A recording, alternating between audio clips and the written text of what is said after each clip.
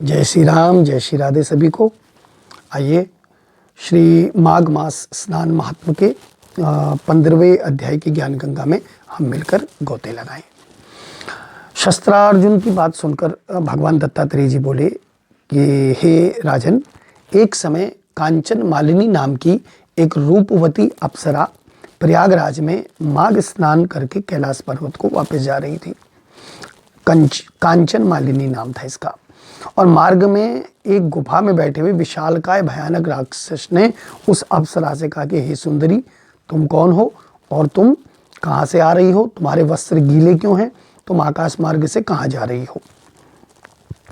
और जैसे ही तुम्हारे गीले वस्त्रों के जल की एक बूंद मेरे सिर पर पड़ी है तो मेरे जैसे कठोर हिंसक जो पापात्मा ये राक्षस के मन में दया का भाव उत्पन्न हो गया। इस जल की एक बूंद का प्रभाव का मैं वर्णन नहीं कर सकता। मेरा मन कैसा निर्मल हो गया है। अतः तुम अपनी प्रभाव शक्ति को स्पष्ट करो। उस राक्षस के प्रश्नों को सुनकर अप्सरा कांचन मालिनी ने कहा कि हे राक्षस, मैं स्वर्ग की अप्सरा कांचन मालिनी हूँ। इस समय प्रयागराज में स्नान करके कैलाश पर्वत को वापस जा रही हूँ। मैं श्री पार्वती जी की सखी हूँ और त्रिवेणी जल के प्रभाव से तुम्हारा जो हिंसक जो पापी मन है वो बदल गया है।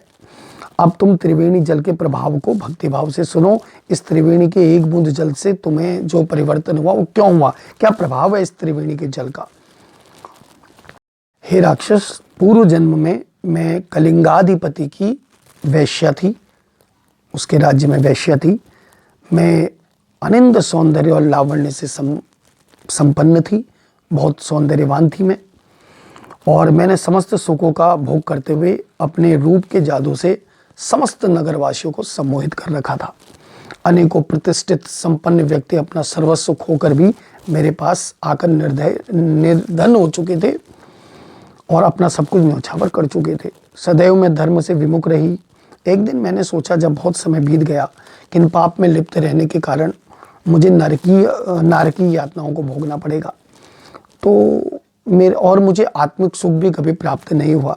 शरीर सुख तो मिल गया लेकिन आत्मिक सुख कभी प्राप्त नहीं हुआ। देखिए, दुनिया के साधन कभी भी आपको आत्मिक सुख नहीं दे सकते।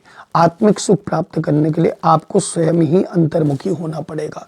कोई बाहर का दूसरा आपको आत्मिक सुख नहीं प्रदान कर सकता।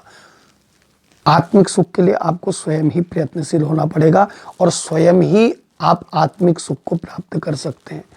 लोग कहते हैं दो आत्माओं का मिलन हो गया, दो रूह मिल गई। ऐसा कभी नहीं हो सकता। आत्मा स्वयं को आत्मिक सुख चाहिए तो आत्मिक सुख स्वयं से ही प्राप्त हो सकता है, दूसरे से प्राप्त नहीं हो सकता। इस प्रकार मैं विचार कर रही थी और मैं भयभीत होकर मूर्छित हो गई, भूमि पर गिर पड़ी। मुझे चेतना हुई तो मैंने सोचा मैं कहाँ जाऊँ। तब मैं अपने जो राज्य के राजपुरोहित थे, वेदज्ञ थे, ज्ञानी थे, उनके पास गई और उनको हाथ जोड़कर निवेदन किया कि हे वेद शास्त्र मर्मज्ञ ज्ञानी धर्मात्मा श्री राजपुरोहित जी, मैं सदैव पापाचार में लिप्त रही और मैं बहुत पापात्मा हूँ। कृपया करके मेरा कोई उद्धार कैसे हो सकता है, ये बतलाइए। मेरी विनय को सुनकर राजपुरोहित कृपालु बोले कि हे सुमुखी, तेरे समस्त पापों से मैं अवगत हूँ, मुझे पता है। यद्यपि तेरे उद्धार और मुक्ति की मुझे संभावना नजर तो नहीं आती, लेकिन फिर भी तेरे इस पश्चाताप को देखकर मैं तुझे एक युक्ति बता देता हूँ कि तू प्रयागराज चली जा और प्रयागराज में जाकर शीघ्र त्रिवेणी जल में स्नान कर ले, क्योंकि अभी माघ का महीना चल रहा है और जिससे तेरा उद्धार होगा। इसके अतिरिक्त दूसरा कोई साधन नहीं है। परंतु प्रयाग अथवा किसी तीर्थ स्थान में जाकर भी यदि तेरे अंदर से पाप का विचार नहीं गया तो फिर तेरा उद्धार नहीं हो सकता। इसलिए तीर्थ स्थान में जाकर अपने मन के अंदर पाप का विचार भी मत करना और वहां पर फिर तीर्थ का तुझे अक्षय फल प्राप्त होगा। और तीर्थों में जहां अक्षय फल भी मिलता है, वहीं थोड़ा सा भी पाप यदि कर दिया तो उसका फल भी अक्षय हो जाता है। तीर्थों में कहते हैं कि पुण्य का फल अक्षय मिलता है, तो ध्यान रखें पाप का फल भी अक्षय हो जाता है। इस बात को विशेष ध्यान रखें। इसलिए तीर्थ में जाएं, पुण्य भले ही ना हो, पाप ना करें। इस प्रकार श्री पद्म पुराण कृत ये श्री माघ मास महात्म का यहाँ पर 15वां अध्याय पूरा हुआ। सभी के कल्याण की कामना के साथ अगले अध्याय को लेकर फिर से प्रस्तुत होंगे। तब तक के लिए